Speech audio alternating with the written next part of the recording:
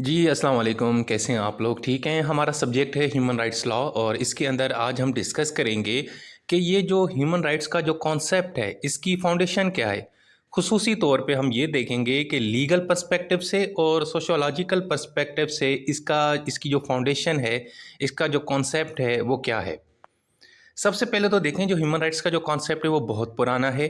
तो ख़ुसूसन हमें legal perspective से और सोशियोलॉजिकल पर्सपेक्टिव से उसकी डिफरेंट जो है ना एक उसका कॉन्सेप्ट नज़र आता है।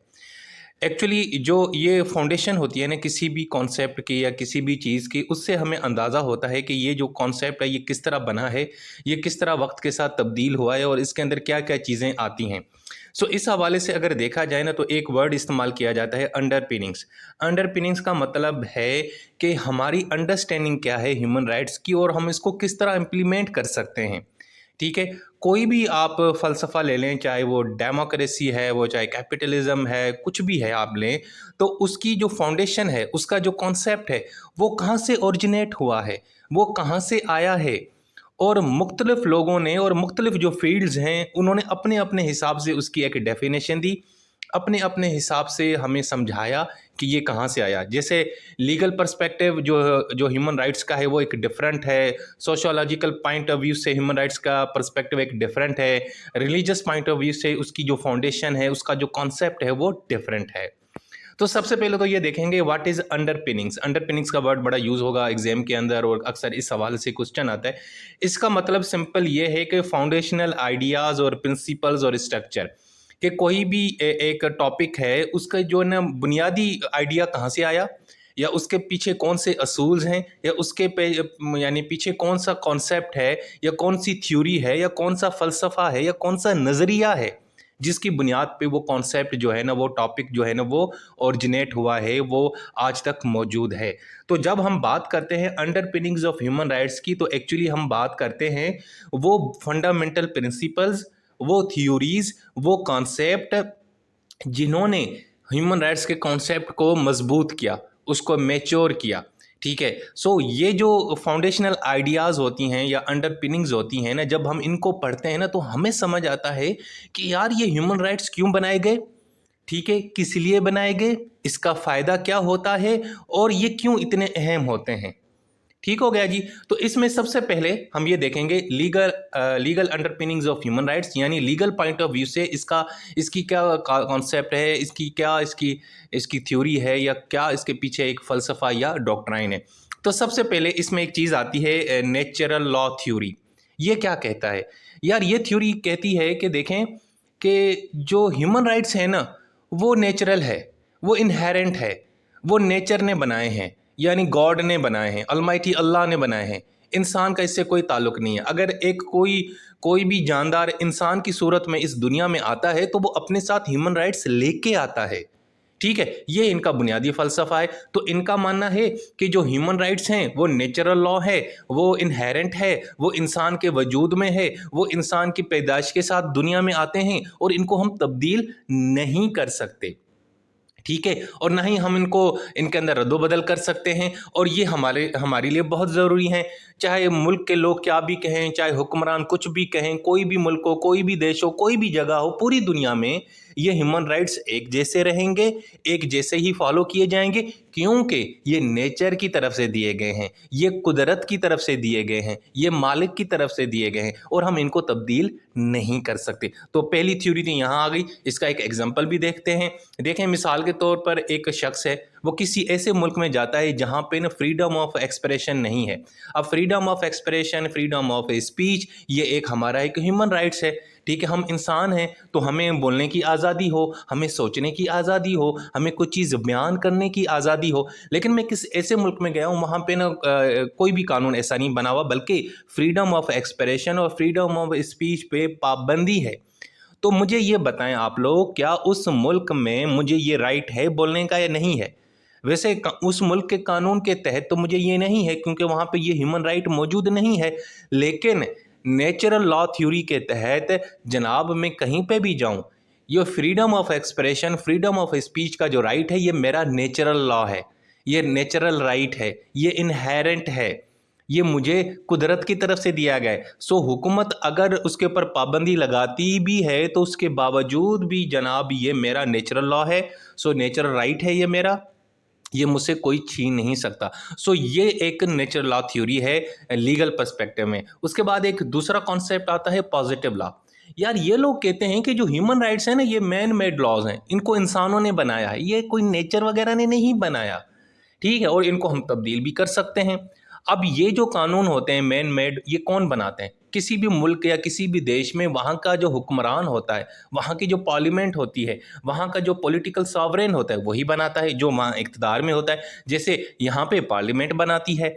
तो ये कहते हैं कि जो भाई ह्यूमन राइट्स है ना, ये इंसान बनाते हैं, ये हुकूमतें बनाती हैं, ये सरकार बनाते हैं, ठीक है, और इनको हम तब्दील कर सकते हैं और यही लोग इनको इन्फोर्स करवाते हैं, ठीक है। अब अगर हुकूमत ने आपको एक राइट दिया हुआ है फ्रीडम ऑफ असेंबली, यानी कि आप अपनी कोई सियासी जमात बना सकते हैं, तो उसको इन्फोर्स करना, उसको प्रोटेक्ट करना भी किसकी जिम्मेदारी होगी? रियासत की होगी, हुक्मरानों यानी कि जो हुक्मरान हैं उनकी होगी।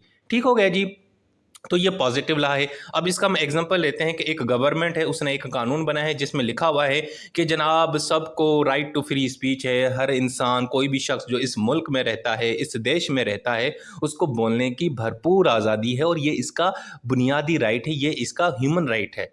ठीक हो गया। सो अब यहाँ पे हमें दो चीज़ें क्लियर होगी कि जो लीगल अंडरपिनिंग्स है या लीगल जो फाउंडेशन है ह्यूमन राइट्स की, वो दो थ्योरी से नज़र आती है। एक नेचुरल, कि वो ये कहते हैं कि ये नेचुरल राइट है, कुदरत ने दिया है, इसको हम तब्दील नहीं कर सकते। और एक दूसरा जो पॉजिटिव लॉ के जो लोग हैं, जो उस थ्योरी और इस फ़लसफ़े को मानते हैं, वो लोग कहते हैं कि यार ये ह्यूमन राइट्स मैन मेड हैं, ये हमने बनाए हैं और हम इनको तब्दील भी कर सकते हैं और हम इनको इन्फोर्स भी कर सकते हैं और इनको हम प्रोटेक्ट भी हम ही करेंगे।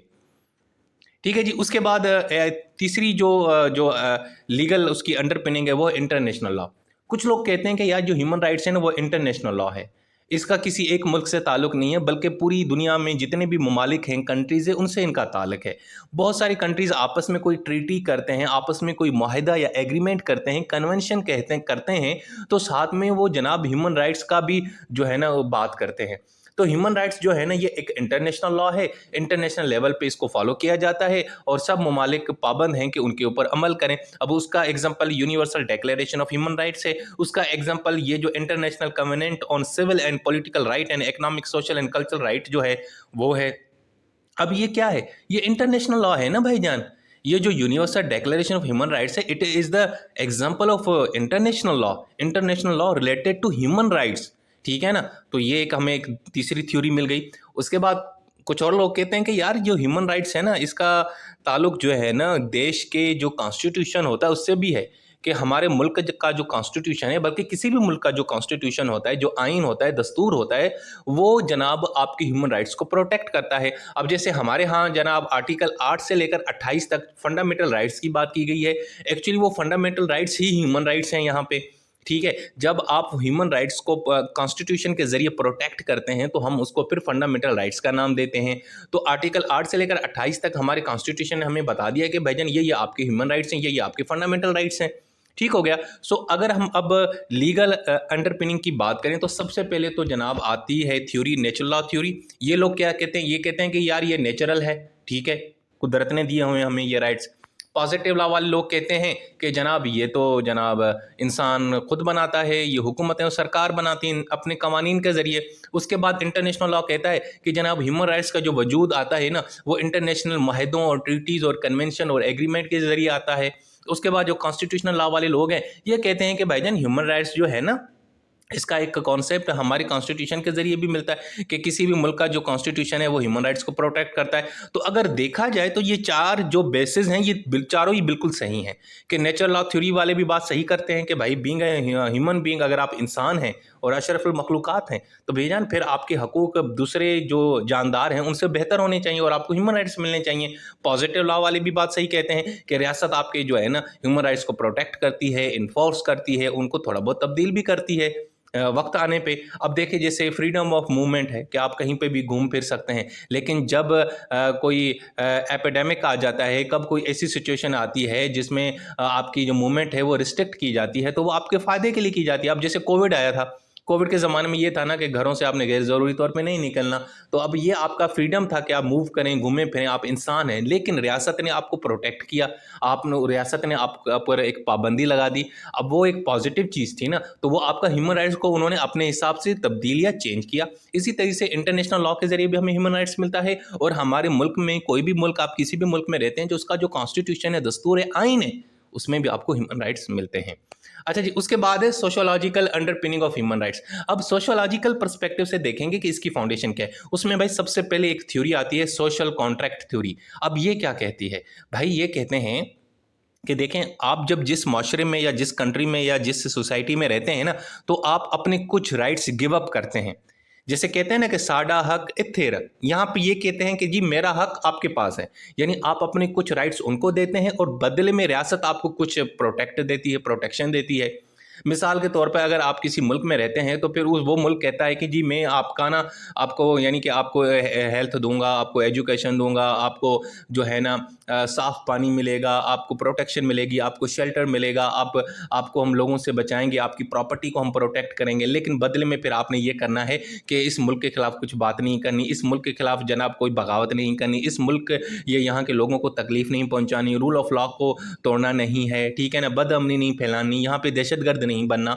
अब ये क्या, ये this is called social contract theory, कि यहाँ पे आपके जो राइट्स हैं ना, वो दोनों के बीच में एक किस्म का एग्रीमेंट के जरिए आते हैं। यानी अगर मैं किसी मुल्क में रहूँगा ना, तो रियासत कहेगी, हुकूमत कहेगी कि भाई देखो अयाज साहब, हम आपको ये राइट्स दे रहे हैं, ह्यूमन राइट्स। मैंने कहा ओके ठीक है, तो लेकिन बदले में आपके कुछ राइट्स हम अपने कंट्रोल में भी लेंगे, कि यानी कि आप जो है ना, आप घूमे फिरेंगे अपनी मर्जी से, अच्छी बात है, लेकिन आपको ये इजाज़त नहीं है कि आप रियासती इलाकों में या जो मिलिट्री के जो इलाके हैं, जो हाई प्रोफाइल बिल्डिंग्स हैं, वहाँ पे घूमें फिरें और वहाँ पे जाके पटाखे करें, ये नहीं करने देंगे हम आपको, ठीक है। तो ये इस तरह का जो this is called social contract. अब इसमें ये भी है कि अगर कोई इंडिविजुअल्स किसी माशरे में रहते हैं, तो वो फिर जनाब कुछ उनके जो एक्शंस हैं उनको रेगुलेट किया जाता है रियासत के ज़रिए। उसका मकसद सिर्फ ये होती है ताकि यार मामला जो है ना सब हारमोनी में रहें, ऑर्डर में रहें।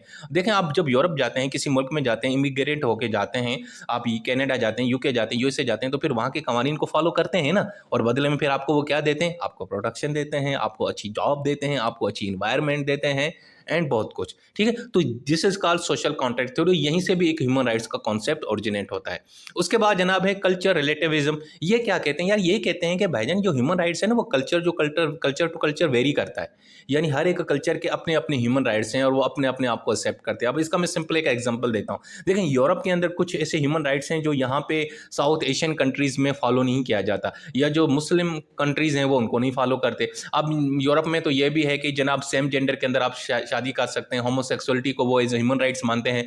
लेकिन हमारे यहाँ मुसलमान कंट्रीज के अंदर और इवन के जो साउथ एशियन कंट्रीज हैं, वो ये कहते हैं कि नहीं यार, ये ऐसी बात नहीं है, आप मतलब सेम जेंडर के अंदर शादी करना ये आपका कोई ह्यूमन राइट नहीं है, ये तो आप जो है ना अननेचुरल एक्टिविटी कर रहे हैं, ये अलो नहीं है, ठीक है ना। तो बहुत सारी यहाँ के साउथ एशिया के जो कंट्रीज हैं उन्होंने जो है ना होमोसेक्सुअलिटी को या सेम जेंडर के अंदर जो शादी है उसके ऊपर पाबंदी लगाई है। लेकिन यूरोप वाले कहते हैं कि नहीं, ये तो भाई जाना आपका एक ह्यूमन राइट्स है। अगर इसी तरीके से यूरोप में देखा जाए, वेस्टर्न कंट्रीज के अंदर देखा जाए, तो वहाँ पे जो जेंडर डिस्क्रिमिनेशन है वो जीरो है।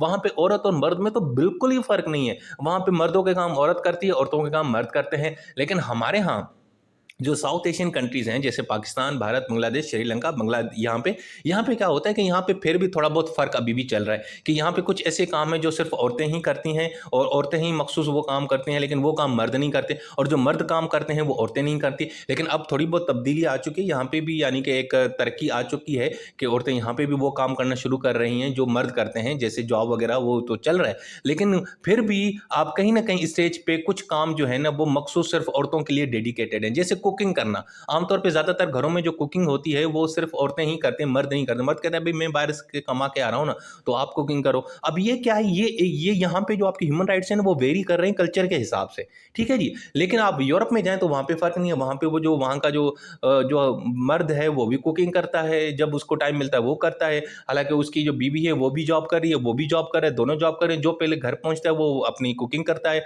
और बच्चों के लिए खाना बनाता है, और उन्होंने अपना एक वो शिफ्टिंग लगाई होती है होती है कि भाई दोपहर का खाना तुम बनाओगे, रात का मैं बनाऊंगा, मतलब इस तरह। सो कहने का मतलब है कि ये जो थ्योरी है कल्चर रिलेटिविज्म, ये कहते हैं लोग कि यार ह्यूमन राइट्स ना वेरी करते हैं हर माशरे के ऊपर, हर कल्चर में थोड़ा बहुत, मैंने हर जगह एक जैसे नहीं होते, और हर एक का अपना अपना कल्चर है, अपनी अपनी उनकी जो है ना मजहबी नज़रियात हैं, उसकी वजह से ये वेरी करता है। उसके बाद जनाब बात आती है power relation and social justice. यार ये बड़ी डिफरेंट है।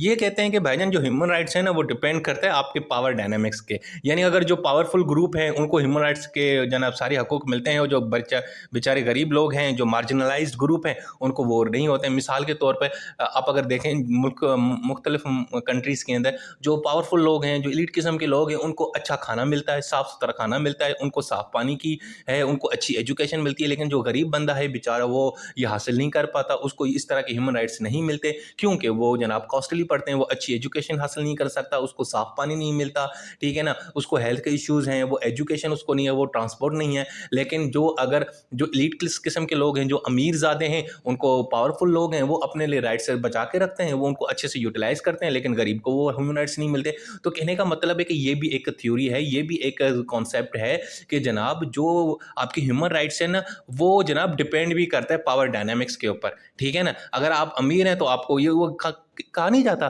कि यार यहाँ पे जो अमीर है ना उसको जल्दी इंसाफ मिल जाता है, जो गरीब है बेचारी के लिए सदियां गुजर जाती हैं। तो देखें ना, यहाँ पे एक डिस्क्रिमिनेशन है कि क्लास बेस के ऊपर आपकी ह्यूमन राइट्स वेरी करते हैं। अच्छा जी, इसके अलावा अब एक और चीज़ इसके अंदर आती है, ग्लोबलाइजेशन और ट्रांसनेशनलिज्म, कि यार ग्लोबलाइजेशन बढ़ चुकी है, अब आपस में सारी कंट्रीज़ मिक्स वगैरह हो गए हैं, और इधर के लोग उधर जाते हैं, उधर के लोग इधर आते हैं, तो उससे भी ना ह्यूमन राइट्स का जो कॉन्सेप्ट ना अब थोड़ा बहुत तब्दील हो रहा है। मिसाल के तौर पर जब माइग्रेशन करते हैं आप, ठीक है, या इंटरनेशनल ट्रेड करते हैं, तो इस दौरान आपके जो ह्यूमन राइट्स का जो कॉन्सेप्ट है ना वो थोड़ा बहुत उसको अपडेट करना पड़ता है। मिसाल के तौर पर किसी मुल्क में जंग चल रही है, जैसे यूक्रेन में चल रही है, जैसे अपना फ़लस्तीन के अंदर चल रही है, तो वहाँ के लोग बेचारे क्या करते हैं, रेफ्यूजीज़ बन जाते हैं, वो दूसरे कंट्रीज़ में जाके प्रोटेक्शन लेते हैं, वहाँ पे शेल्टर होम्स बनते हैं, वहाँ पे रहते हैं। अब उन बेचारों की क्या आइडेंटिटी, उनके अब क्या ह्यूमन राइट्स होंगे? अब ये एक बड़ी अहम बात है। कुछ ऐसे लोग भी हैं जो स्टेटलेस हैं, ठीक है ना, कुछ ऐसे कंट्रीज़ में कुछ ऐसे इलाके हैं वो बेचारे, उनको समझ नहीं आती कि यार हम किस मुल्क से हमारा ताल्लुक़ है, ठीक है ना, कि हमारी नेशनल आइडेंटिटी क्या है, ठीक है। अगर आपके मुल्क में, आपकी जगह में अगर जंग छिड़ जाती है तो वहाँ से लोग निकल के पड़ोसी मुल्क में चले जाएंगे। अब पड़ोसी मुल्क में जब जा रहे हैं तो वो बगैर वीज़ा, बगैर टिकट वगैरह वो चीज़ों को फॉलो करके पहुँच रहे हैं, तो अब वहाँ पे उनकी जो है ना एज ए आइडेंटिटी क्या होगी, यानी वो अपने पराए दूसरे मुल्क में बेचारे क्या होंगे, उनकी कोई आइडेंटिटी नहीं होगी, वो एग्जिस्ट ही नहीं करते, उनकी कोई शनाख्ती नहीं होगी। अब वहाँ पे ह्यूमन राइट्स का किरदार क्या होगा? अब ये बड़ी डिफरेंट डिबेट है, ठीक है। तो ग्लोबलाइजेशन की वजह से भी ह्यूमन राइट्स जो है ना बड़े वेरी हो रहे हैं। मिसाल के तौर पर आप यहाँ पे ऑनलाइन बैठ के कारोबार करते हैं, अमेरिका में किसी बंदे को आप कुछ ऐसी बात कहते हैं, वहाँ के कंट्रीज़ के हिसाब से तो आपने उसकी ह्यूमन राइट्स वायलेशन की, और हमारे हिसाब से तो कुछ भी नहीं है। अब जैसे यहाँ हमारे यहाँ साउथ एशियन में ना ट्रोलिंग बहुत होती है, रोस्टिंग बड़ी होती है, ठीक है ना, रोस्टिंग पे, रंग पे, कि यार तू काला है, तू गोरा है, ये वो वगैरह, मतलब ठीक ठाक हम ना यहाँ पे झुकते हैं और कॉमेडी करते हैं। और हमारी कॉमेडी जो है ना ज़्यादातर लोगों की शक्लों के ऊपर होता है, उसकी उठने बैठने पे होता है, उसकी कौम के ऊपर होता है, उसके मज़हब को लेके भी यहाँ पे हम झुकते करते हैं, कॉमेडी करते हैं। लेकिन हमारे यहाँ ये सीन बड़ा ऑन है, ठीक है ना। लेकिन अगर यही कॉमेडी आप यूरोप में करें ना किसी से, या ऑनलाइन किसी को कहें कि चल काले, तो भाईजान वो आपके ऊपर ठीक ठाक केस कर देगा कि तुम रेसिस्ट हो, तुम नस्ल परस्त हो, ये हो वो हो। जैसे यहाँ पे हमारे यहाँ बेचारे ना कुछ अफ्रीका से कुछ लोग आ रहे होते हैं ये वगैरह, तो यहाँ पे लोगों ने ना उनको ओ यार वो काला आ रहा है, ठीक है। अब हमारे यहाँ तो काला हर उस बंदे को कहते हैं जिसका कलर थोड़ा डिम होता है, बेचारा ब्राउन होता है, ठीक है। और लेकिन वो अगला बंदा भी माइंड नहीं करता, कहता है हाँ ठीक है, ये जुगत चल रही है, कॉमेडी चल रही है। लेकिन अगर यही बात आप वहाँ पे करेंगे ना, तो भाईजान आपके जो है ना छक्के छुड़ा दिए जाएंगे, आपको दिन में तारे नजर आएंगे, ठीक है। अब ये जो चीज़ है ना ये भी बड़ी डिफरेंट है। तो कहने का मतलब है ग्लोबलाइजेशन की वजह से हम कंट्रीज आपस में मिक्स हो चुके हैं, तो अब वहाँ पे भी ह्यूमन राइट्स का जो कॉन्सेप्ट है, उसकी जो फाउंडेशन है, वो अजीबोगरीब हो चुकी है। सो दोस्तों, ये था हमारा टॉपिक। इस टॉपिक के अंदर मैंने आपको बताया कि लीगल पर्सपेक्टिव से और सोशोलॉजिकल पर्सपेक्टिव से ह्यूमन राइट्स की फाउंडेशन, उसका कॉन्सेप्ट, उसके आइडियाज, उसकी डॉक्ट्राइन्स क्या हैं। अपना बहुत सारा ख्याल रखें। Take care. अल्लाह हाफिज़।